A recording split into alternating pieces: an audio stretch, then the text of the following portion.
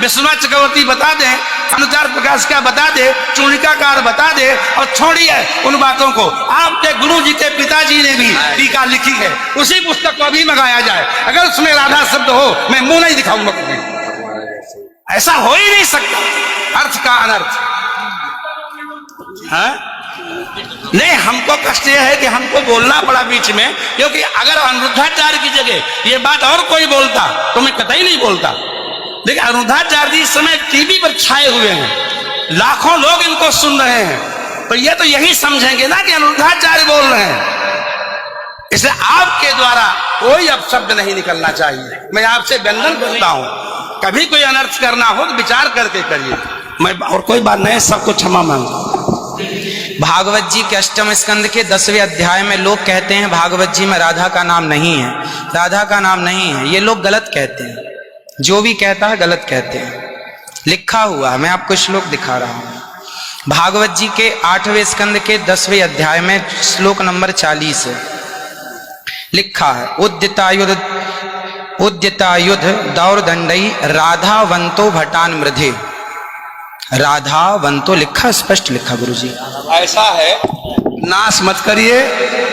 आधावंत है, आधावंत में दौड़ते हुए, या संधि हो गई है गुरुजी। नहीं नहीं, ये गलत बात है। आप जो है आयुधों को लेकर के आधावंत। गुरुजी गुरुजी गुरुजी गुरुजी गुरुजी, हम तो आपकी दास हैं। मत कीजिए ना। हमारे गुरुजी कहते हैं ना ना गुरुजी, इसका अर्थ तो सुन लीजिए, इसका अर्थ तो सुन लीजिए। आप जब राधा बता रहे हो, सुनिए सुनिए गुरुजी, इसका अर्थ है राधावंतो भटान मृदेश का अर्थ गुरुजी ने बताया हमें। गुरुजी ने, हमारे गुरुजी, कोई गुरुजी नहीं बता सकता। हमारे गुरुजी कहते हैं बिल्कुल नहीं बना सकते, क्योंकि जब आप राधा बनाओगे तो सर्गे कहाँ जाएंगी? गुरुजी ही गुरुजी गुरुजी कहते हैं गुरु शब्द है। अब चलिए, भागवत जी में दूसरा है बधू। बधू प्रयोग हुआ है, बधू प्रयोग हुआ है।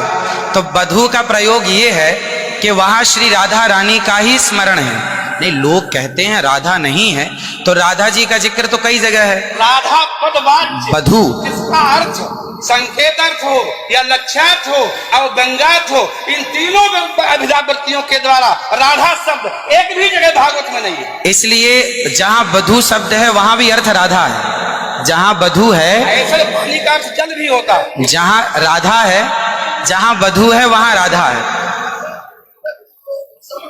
ऐसे थोड़े होता है। जहां आप जैसे लोग देखिए, आप विश्व हमारे गुरुजी ने बताया, ये हमारी क्या ताकत की हम बताएं? शब्द ही अर्थानाम अभिव्यक्ति आपकी बात सारा विश्व सुनता है। महाराज श्री बोल रहे हैं, हमारी बात 20 आदमी सुनते हैं। महाराज जी सारा विश्व। त्रिपाठी जी, महाराज आचार्य जी, आपके चरणारविंद में मेरा निवेदन है कि अरे आप हटिए सामने से। आचार्य आप हटिए भैया। अरे नहीं, लेकिन ऐसा श्रीधर, आप विश्व को सुनाते, इसलिए कह रहा हूँ। श्रीधर जी नहीं तो गलत सुना रहे। इन्हें हटाओ। कौन है? कोई गुरु नहीं बता सकता यार।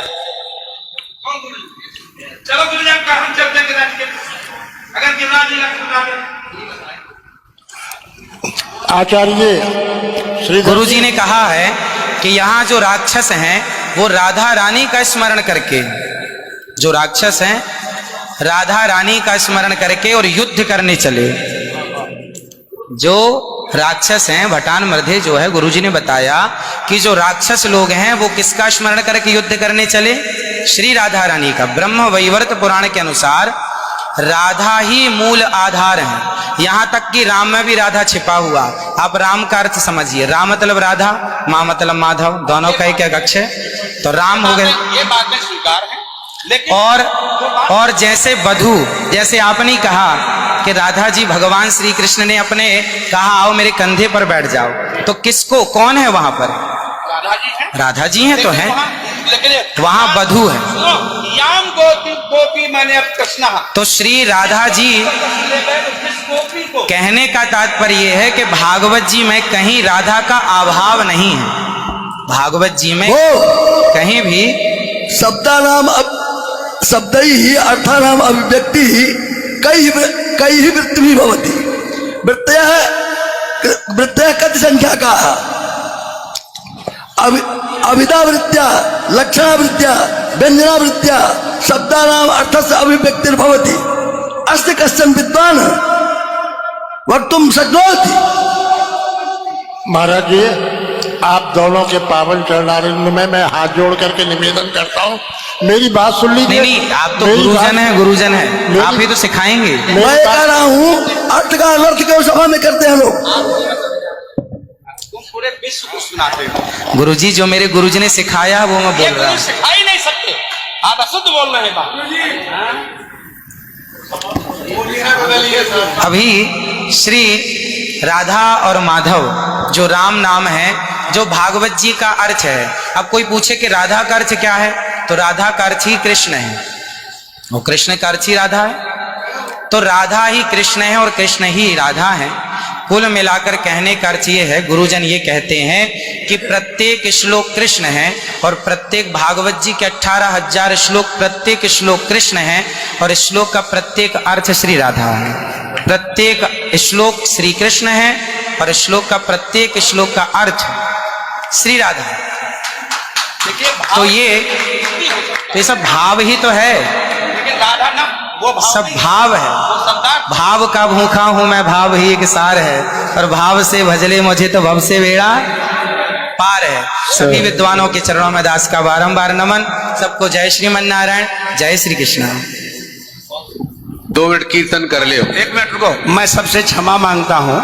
मेरा अनिरुद्धाचार्य के प्रति बड़ी श्रद्धा भाव है, बड़ा आदर है, लेकिन इनकी वाणी चूंकि पूरा विश्व सुन रहा है, ये चैनलों पर आते हैं। भाव जगत में हम कुछ भी कहें, लेकिन जब हम ये कहते हैं ये शब्द में लिखा है, तो वहां पर शब्द और अर्थ का संयोग, क्यों गिरा अर्थ जल शब्द बोध्यो व्यनक्त्यर्था शब्दोप्यर्थांतराश्रय एकत्व व्यंजकत्वे तद अन्य से सहकारिता। ऐसा हो ही नहीं सकता कि कोई अर्थ प्रकट हो और उसके मूल में शब्द न हो। वहां संधि है, मैंने आयुधों से युक्त होकर मैंने गदा तलवार तीर लेकर के वो राक्षस आधावन था दौड़े मारने के लिए। शुद्ध यही अर्थ है। किसी अभिधा से, किसी लक्षणा से, लक्षणा तब होती है जब मुख्यार्थ का बाद हो। मुख्यार्थ का बाद हो ही नहीं सकता। सीधा स्वामी बता दें, विश्वनाथ चक्रवर्ती बता दें, अनुचार प्रकाश का बता दे, चूड़िकाकार बता दे, और छोड़िए उन बातों को। आपके गुरु जी के पिताजी ने भी टीका लिखी है, उसी पुस्तक को भी मंगाया जाए। अगर उसमें राधा शब्द हो, मैं मुंह नहीं दिखाऊंगा कभी। ऐसा हो ही नहीं सकता अर्थ का अनर्थ। हाँ? नहीं, हमको कष्ट यह है कि हमको बोलना पड़ा बीच में, क्योंकि अगर अनिरुद्धाचार्य की जगह ये बात और कोई बोलता तो मैं कतई नहीं बोलता। देखिए, अनिरुद्धाचार्य जी इस समय टीवी पर छाए हुए हैं, लाखों लोग इनको सुन रहे हैं, तो ये तो यही समझेंगे ना कि अनिरुद्धाचार्य बोल रहे हैं। इसलिए आपके द्वारा कोई अपशब्द नहीं निकलना चाहिए। मैं आपसे वंदन करता हूं, कभी कोई अनर्थ करना हो तो विचार करके करिए। मैं और कोई बात नहीं, सबको क्षमा मांगता हूं। सीधा स्वामी बता दें,